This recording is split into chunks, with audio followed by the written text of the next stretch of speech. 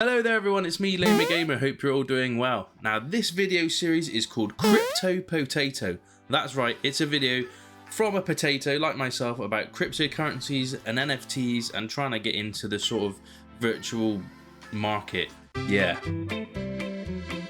Now before we go any further, the videos in this whole category on my channel are not financial advice. It is just advice and tips to help you on your cryptocurrency or NFT journeys. Now what I'm going to try and do in this series is introduce you to projects that I quite enjoy and think have a future in the NFT space, as well as talk a bit about crypto trading. I'm also going to bring on some people that actually run these NFT projects to talk a bit about their projects and why they're different and why you should invest in them and why I should invest in them. And I'm looking to bring on some crypto marketeers, if that's what you want to call them, or crypto traders that read these sort of like charts and stuff.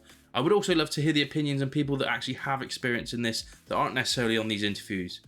So yeah, please feel free to drop me a message and get in touch. So if the sound of this series and documentary or whatever we're going to call this sounds good, then don't forget to like and subscribe to the YouTube channel and drop me any questions in the comments in the videos.